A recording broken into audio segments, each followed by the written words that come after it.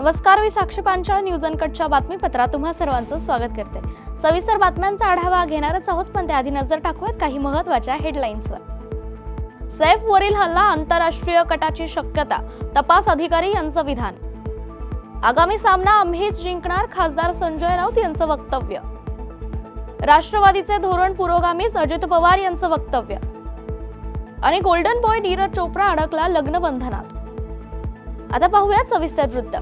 विधानसभा निवडणुकीपूर्वी सुरू झालेली मुख्यमंत्री तीर्थदर्शन यात्रा आचारसंहिता लागण्यापूर्वीच बंद असून अद्यापही नव्याने अर्ज स्वीकारणं सुरू झालेले नाहीये। निवडणुकीपूर्वी राज्यातील 6500 ज्येष्ठ नागरिकांचे अयोध्या वारीचं स्वप्न पूर्ण झालं होतं। त्यामुळे ही योजना केवळ विधानसभेच्या मतदर्शनासाठीच होती काय, असा प्रश्न ज्येष्ठ नागरिक विचारतायत। महायुतीसोबत सत्तेत आल्यामुळे राष्ट्रवादी काँग्रेसला बळ मिळाले, मात्र आपण आपली शिव शाहू फुले आंबेडकर यांची पुरोगामी विचारधारा कदापि सोडणार नाही।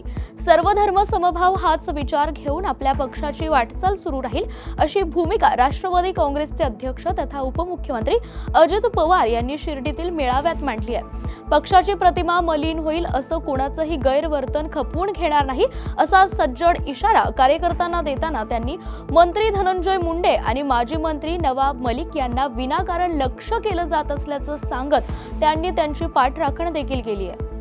ठाण्यातील 2 सामने आम्ही हारलो, आता आगामी महापालिका निवडणुकाचा सामना आम्ही जिंकणारच, असा विश्वास शिवसेना उद्धव बाळासाहेब ठाकरे पक्षाचे नेते खासदार संजय राऊत यांनी व्यक्त केलाय। खारकराळी येथे शिवसेना ठाकरे गट आयोजित हिंदू हृदय सम्राट चषक क्रिकेट स्पर्धेला संजय राऊत यांनी उपस्थिती नोंदवली होती। यावेळी पारितोषिक वितरण समारंभाप्रसंगी क्रिकेटपटूंना शुभेच्छा देताना संजय राऊत यांनी जोरदार राजकीय फटकेबाजी केल्याचं पाहायला मिळालं। मुख्यमंत्री हा राज्याचा पालक असून ते एका जिल्ह्याचं पालकत्व का स्वीकारतायत? उपमुख्यमंत्री अजित पवार आणि एकनाथ शिंदेंनी 2 जिल्ह्याचं पालकमंत्री पद आपल्याकडेच का ठेवलंय, असा सवाल करत विरोधी पक्षनेते अंबादास दानवे यांनी दुसऱ्या मंत्र्यांना संधी न देता आपल्यालाच सगळं मिळालं पाहिजे या उद्देशाने मुख्यमंत्री आणि उपमुख्यमंत्री वागतायत, असा टोला देखील लगावलाय। बातमीपत्रात वेळ झाली आहे छोट्याशा विश्रांतीची, लगेचच परत येऊ, पाहत रहा न्यूज अनकट।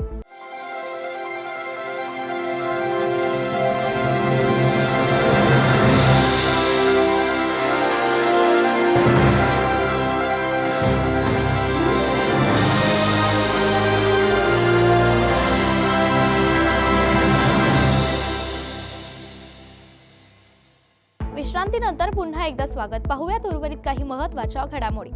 अभिनेता सैफ अली खान याच्या घरात घुसून त्याच्यावर हल्ला करणाऱ्या आरोपीला मुंबई पोलिसांनी ठाण्याच्या कासारवाडीवली येथून ताब्यात घेतलंय।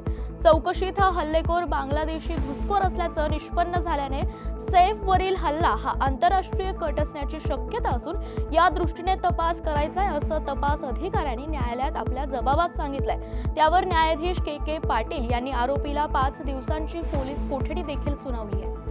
नंदुरबार शहरात रविवारी रात्री उशिरा दगडफेक आणि जाळपोळ केल्याची घटना उघडकीस आली आहे। रविवारी म्हणजे काल सकाळी झालेल्या अपघाताच्या कारणातून रात्री या घटनेला हिंसक वळण मिळालं असून काही समाजकंटकांनी दगडफेक करत जाळपोळ करण्याचा प्रयत्न केलाय। या घटनेची माहिती मिळताच नंदुरबार पोलिसांचा मोठा फौजफाटा घटनास्थळी दाखल झाला असून पोलिसांनी परिस्थिती देखील नियंत्रणात आणली आहे।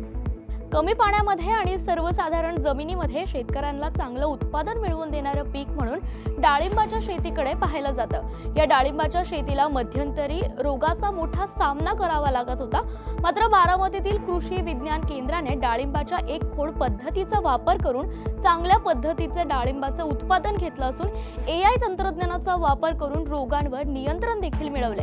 हे नवीन तंत्रज्ञान आणि एक कृषी खोड पद्धती बारामतीच्या कृषी प्रदर्शनामध्ये शेतकऱ्यांना पाहायला मिळाली। याबाबत तज्ञ संतोष करंजे यांच्याशी संवाद साधलाय आमचे प्रतिनिधी राहुल शिंदे यांनी। अगदी साधारण जमिनीत देखील शेतकऱ्याला चांगलं उत्पादन देणारं पीक म्हटलं तर ते डाळिंबाचं पीक आहे। आणि आपल्या भागामध्ये पाहिलं तर डाळिंबाचं मोठ्या प्रमाणात पीक घेतलं जात होतं, मात्र मध्यंतरीच्या काळामध्ये येणारे रोग आणि कीड व्यवस्थापनामुळे अनेकांच्या बागा हे आता नष्ट झालेल्या आहेत। मात्र बारामतीमधील कृषी विज्ञान केंद्राने एक चांगल्या पद्धतीनं एक पद्धत विकसित केलेली, एक खोड पद्धतीनं डाळिंबाच्या पिकाची पद्धत त्यांनी विकसित केलेली आहे. त्याचबरोबर त्याच्यावर स्टेजिंग देखील करण्यात आलेलं आहे आणि त्यामुळं पुढील काळामध्ये शेतकऱ्यांना ही पद्धत चांगलं उत्पादन मिळवून देईल किंवा शेतकऱ्यांना जे रोगाला सामोरे जावं लागते त्याला देखील ती चांगल्या पद्धतीनं साथ देईल. अशा प्रकारचं तंत्रज्ञान बारामतीच्या कृषी विज्ञान केंद्रानं केलेलं आहे. याच संदर्भात विषयतज्ञ संतोष करंजे आपल्यासाठी बोलण्यासाठी आहेत. काय सांगाल, कशा पद्धतीने हे तंत्रज्ञान विकसित केलेलं आहे? हे आपल्याकडं पूर्वी होतं का आणि एक खोड पद्धत म्हणजे नक्की काय आहे? निश्चित हे तंत्रज्ञान जे आहे ते आपल्याकडे भारतामध्ये नाही आहे, पण इस्रायलमध्ये सर्रास ह्या पद्धतीने लागवड केली जाते आणि आपल्याकडे जे आहे 2 किंवा 3 खोड ठेवले जातात. तर ह्याच्यामुळं काय होतं, त्या झाडावरची जी एनर्जी आहे ती डायवर्ट होते, म्हणजे एका ऐवजी 3 ठिकाणी ती डायवर्ट होते. तर ह्याच्यामध्ये त्या झाडाची एनर्जी जास्त वाया जाते आणि अशा परिस्थितीमध्ये त्याला रोग आणि किडीला ते जास्त बळी पडतं. या ठिकाणी आपण ज्यावेळी एका खोडावर लागवड केली आहे आणि त्याच्यावर परत आपण एक खोडावर लागवड करून शिवाय त्याच्यावर कापडाने आपण गुंडाळलेलं आहे, तर याचा फायदा असा होतो की बातमीपत्रात वेळ झाली छोट्याशा विश्रांतीची. लगेचच परत येऊ. पाहत रहा न्यूज अनकट.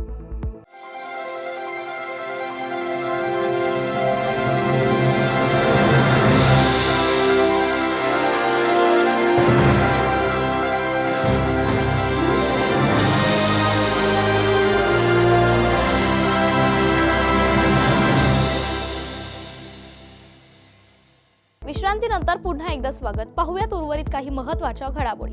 राज्यात सरकारतर्फे नुकत्याच जाहीर करण्यात आलेल्या पालकमंत्र्यांच्या निर्णयानंतर महायुतीत वादाची ठिणगी पडली आहे. रायगड आणि नाशिक जिल्ह्याचं पालकमंत्रीपद शिवसेनेच्या वाट्याला न आल्याने उफाळलेल्या नाराजीवर अखेर रविवारी काल रात्री उशिराने तात्पुरता तोडगा काढण्यात आला असून रायगड आणि नाशिक जिल्ह्याच्या पालकमंत्रीपदाच्या निर्णयाला स्थगिती देण्याचा निर्णय जाहीर करण्यात आलाय. या संदर्भातील शासन निर्णय सामान्य प्रशासन विभागाने देखील जाहीर केलाय.